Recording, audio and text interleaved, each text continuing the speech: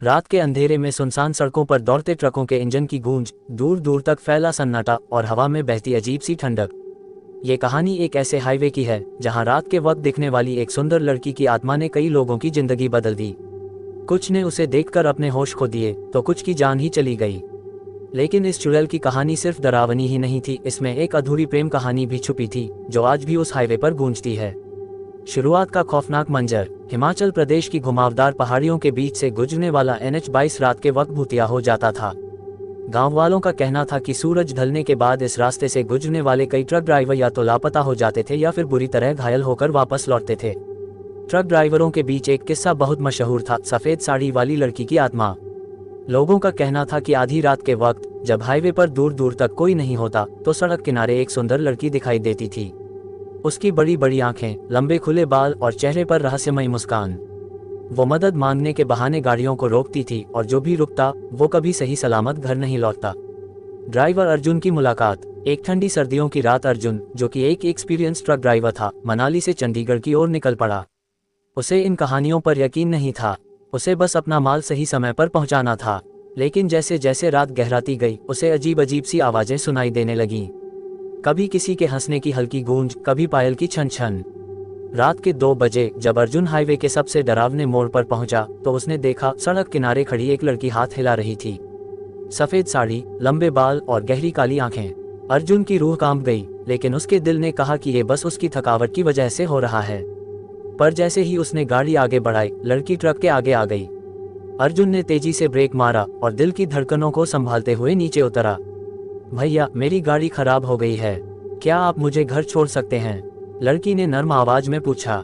अर्जुन को लगा शायद वो किसी हादसे की शिकार लड़की है। उसने उसे ट्रक में बैठा लिया, लेकिन जैसे जैसे ट्रक आगे बढ़ा अर्जुन को महसूस हुआ कि कुछ तो गड़बड़ है। लड़की के पैर हवा में झूल रहे थे, वो जमीन को छू ही नहीं रहे थे। रहस्य की परतें खुलती हैं। डर के मारे अर्जुन की हालत खराब हो गई, लेकिन तभी लड़की ने बोलना शुरू किया। मेरा नाम मीरा है, मैं इसी गांव की रहने वाली थी। मुझे किसी ने मारकर इस हाईवे पर फेंक दिया था, तब से मैं यहीं भटक रही हूँ। मुझे मुक्ति चाहिए। अर्जुन को समझ नहीं आ रहा था कि वो क्या करे, लेकिन डर के बावजूद उसने लड़की की पूरी कहानी सुनी।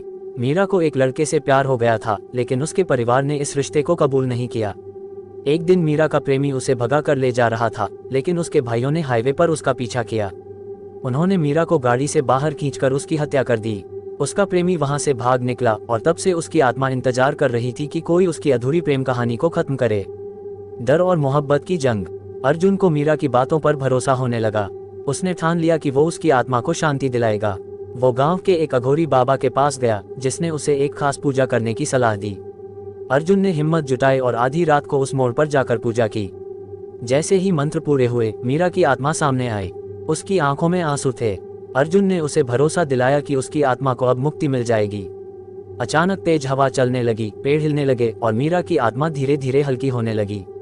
शुक्रिया अर्जुन भैया, अब मैं अपने प्यार के पास जा रही हूँ। मीरा की आवाज हवा में गूंजते गूंजते धीमी हो गई। मम्मा, पापा आज भी नहीं आए? 7 साल की अन्वी अपनी आंटी से ये सवाल रोज पूछती थी। उसका चेहरा मासूम था, लेकिन उसकी आंखों में हर दिन इंतजार की लकीरें और गहरी हो जाती थीं। अन्वी के माता पिता 1 साल पहले कार एक्सीडेंट में मारे गए थे, लेकिन वो अब भी उम्मीद लगाए बैठी थी कि शायद एक दिन वो उसे लेने आ जाएंगे। नई जगह, नया स्कूल और नए दोस्त, लेकिन अन्वी की उदासी उसकी छोटी सी मुस्कान के पीछे छिप नहीं पा रही थी। स्कूल की आखिरी घंटी बजने के बाद वो अक्सर क्लासरूम में अकेली बैठी रहती थी। उसे लगने लगा था कि वो जितनी देर स्कूल में रहेगी उतनी देर उसे घर के उस सन्नाटे से बचने का मौका मिलेगा। पर उसे क्या पता था कि वो सन्नाटा सिर्फ घर में नहीं बल्कि इस स्कूल की दीवारों के अंदर भी मौजूद था, और वो उससे कभी नहीं बच पाएगी। योजक चिन्ह, योजक चिन्ह, योजक चिन्ह। दूसरा भाग। जब सन्नाटा बोलने लगा। एक दिन जब बाकी बच्चे घर चले गए, अन्वी अकेली क्लास में बैठी थी। अचानक उसे लगा कि कोई उसे देख रहा है। उसने पीछे मुड़कर देखा, लेकिन क्लास खाली थी। खिड़की से ठंडी हवा अंदर आ रही थी और ब्लैक बोर्ड पर चौक से लिखा हुआ था, तुम्हारे मम्मा पापा तुम्हारा इंतजार कर रहे हैं, नीचे आ जाओ। अन्वी की धड़कनें तेज हो गईं। उसकी छोटी उंगलियां कांपने लगी, लेकिन दिल में एक उम्मीद जाग उठी। क्या सच में मम्मा पापा नीचे थे? वो धीरे धीरे सीढ़ियों से नीचे उतरने लगी। स्कूल के गलियारे में लाइट झपकने लगी और हर कदम के साथ उसे किसी के पैरों की आवाज अपने पीछे सुनाई देने लगी। जैसे ही वो नीचे पहुंची, उसे एक छोटा सा दरवाजा दिखा जो कभी पहले नहीं दिखा था।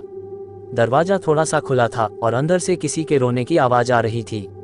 अन्वी, एक धीमी फुसफुसाती हुई आवाज ने उसका नाम पुकारा। वो दरवाजा खोलते ही चीख पड़ी। सामने फर्श पर कई बच्चों की तस्वीरें बिखरी पड़ी थीं, सभी तस्वीरें ब्लैक एंड व्हाइट और हर तस्वीर पर लाल रंग से क्रॉस बना हुआ था। सबसे ऊपर जो तस्वीर थी वो अन्वी की खुद की थी। योजक चिन्ह, योजक चिन्ह, योजक चिन्ह। तीसरा भाग, दर्द जो कभी खत्म नहीं हुआ। अन्वी रोते रोते भागने लगी। उसके पैर लड़खड़ा रहे थे और हर मोड़ पर उसे लगता कि कोई उसका पीछा कर रहा है। लेकिन जब वो बाहर निकलने के लिए मेन गेट पर पहुंची तो गेट बंद था। ताले में जंग लगी थी, जैसे सालों से नहीं खोला गया हो। तभी उसे सामने एक बच्चा खड़ा दिखा। वो गंदे फटे कपड़े पहने हुए था और उसकी आंखों से खून बह रहा था। तुम भी हमारे साथ खेलोगी? बच्चे ने ठंडी डरावनी आवाज में पूछा। अन्वी जमीन पर गिर पड़ी, उसकी सांसें तेज हो गईं। वो बच्चा धीरे धीरे उसकी तरफ बढ़ने लगा। उसके होंठों पर एक भयानक मुस्कान थी। मुझे घर जाना है, मम्मा पापा के पास, अन्वी सिसकते हुए बोली। बच्चे की आंखों में एक अजीब चमक आ गई। वो तुम्हारे पास नहीं आ सकते, अब तुम कभी यहाँ से बाहर नहीं जा सकती। योजक चिन्ह, योजक चिन्ह, योजक चिन्ह। चौथा भाग, वो दरवाजा फिर से खुला। सुबह जब स्कूल खुला तो क्लासरूम में अन्वी का बैग और उसकी पानी की बोतल रखी मिली, लेकिन अन्वी का कोई पता नहीं था। प्रिंसिपल ने पुलिस को बुलाया और स्कूल का कोना कोना छाना गया, लेकिन अन्वी जैसे हवा में घुल गई थी। पर सबसे अजीब बात यह थी कि ब्लैक बोर्ड पर चौक से लिखा हुआ था, अब हमारी टीम में एक और बच्चा जुड़ गया है। पुलिस को स्कूल के बेसमेंट में एक बंद दरवाजा मिला, लेकिन जब उन्होंने उसे तोड़ने की कोशिश की तो दरवाजा खुद ही खुल गया। अंदर एक छोटी सी कुर्सी पर अन्वी की फोटो रखी थी और फोटो के पीछे लिखा था, आखिरी घंटी के बाद ये स्कूल सिर्फ हमारा है। योजक चिन्ह, योजक चिन्ह, योजक चिन्ह। पांचवा भाग, रहस्य जो अब भी जिंदा है। आज भी उस स्कूल में हर साल एक बच्चा गायब हो जाता है। गांव वाले कहते हैं कि रात के वक्त स्कूल के अंदर से बच्चों की हंसी और रोने की आवाजें आती हैं। कोई भी टीचर वहां ज्यादा दिन टिक नहीं पाता, क्योंकि उन्हें अक्सर क्लासरूम में बच्चों की परछाइयां चलती हुई दिखती हैं।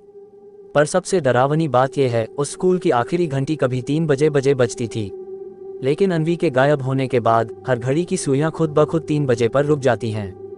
क्यों? और वो बच्चे कौन थे जो उस दरवाजे के पीछे फंसे हुए थे? स्कूल में बच्चों के गायब होने की खबर के बाद कई टीचर्स ने नौकरी छोड़ दी, लेकिन एक नया टीचर आया, आशुतोष सर।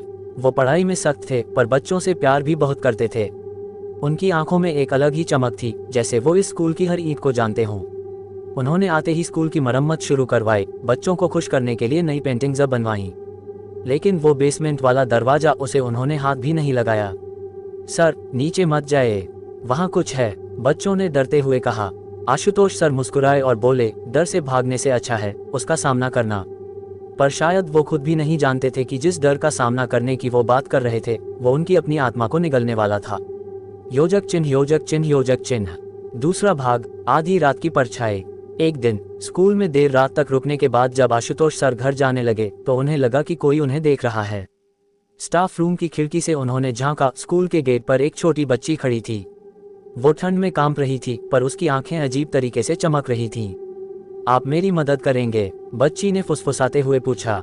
आशुतोष सर उसके पास गए, लेकिन जैसे ही उन्होंने उसका हाथ पकड़ने की कोशिश की, बच्ची हवा में गायब हो गई।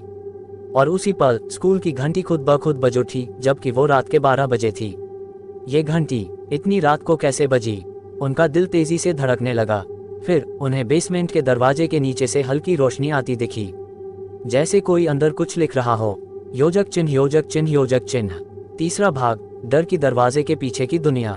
आशुतोष सर के कदम जैसे खुद ब खुद उस दरवाजे की ओर बढ़ने लगे। उन्होंने धीरे से दरवाजे को खोला और वो सीधे सीढ़ियों से नीचे उतर गए। नीचे एक छोटा सा कमरा था, जिसकी दीवारों पर बच्चों के नाम खुदे हुए थे, लेकिन सबसे ऊपर जो नाम लिखा था वो देखकर उनकी सांसें थम गईं। आशुतोष, उनका अपना नाम। फिर एक पुरानी डायरी पढ़ी मिली, उसमें लिखा था, मैंने उन बच्चों को बचाने की कोशिश की पर वो मुझे ले गए। अब मैं भी इस खेल का हिस्सा बन चुका हूँ। डायरी पर साल लिखा था 1985, पर यह कैसे मुमकिन था? वो तो पहली बार इस स्कूल में आए थे, या शायद नहीं। योजक चिन्ह, योजक चिन्ह, योजक चिन्ह। चौथा भाग, अधूरा सच और अन्वी की वापसी।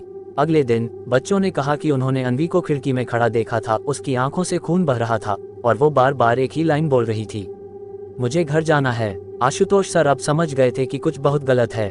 उन्होंने स्कूल की पुरानी फाइल्स खंगालनी शुरू की और तब पता चला कि 40 साल पहले एक टीचर ने स्कूल के बच्चों को तंत्र मंत्र के लिए बलिदान कर दिया था, और उस टीचर का नाम भी था आशुतोष शर्मा। पर ये कैसे हो सकता था? वो तो अभी 35 साल के थे। फिर एक पुरानी फोटो मिली, उसमें वही टीचर खड़ा था, बिल्कुल उनकी तरह दिखने वाला। मैं कौन हूँ? उन्होंने कांपते हुए खुद से पूछा। योजक चिन्ह, योजक चिन्ह, योजक चिन्ह। 5वां भाग, रहस्य जो जानलेवा है। आशुतोष सर ने तय किया कि वो इस खेल को खत्म करेंगे। उन्होंने रात के 3 बजे स्कूल में एक हवन शुरू किया। मंत्रों के साथ हवा भारी होने लगी, बच्चों की चीखें पूरे स्कूल में गूंजने लगी। पर वो डटे रहे, और फिर धुएं के बीच उन्हें एक बच्ची दिखी, अन्वी। वो दौड़कर उनके पास आई, पर जैसे ही उन्होंने उसे गले लगाया, उनका शरीर जला हुआ महसूस होने लगा। उनकी स्किन पर काले निशान बनने लगे और वो जमीन पर गिर गए। तभी एक गहरी, डरावनी आवाज गूंजी, तुम भाग नहीं सकते मास्टर जी, ये खेल अभी खत्म नहीं हुआ। आंख खुली तो वो फिर से अपने कमरे में थे, उसी दिन की सुबह। सब कुछ फिर से शुरू हो चुका था, पर इस बार उनके माथे पर एक कट बना था, बिल्कुल वही निशान जो उस पुराने टीचर की फोटो में था। क्या वो सच में जिंदा थे, या क्या वो भी इस खेल का हिस्सा बन चुके थे?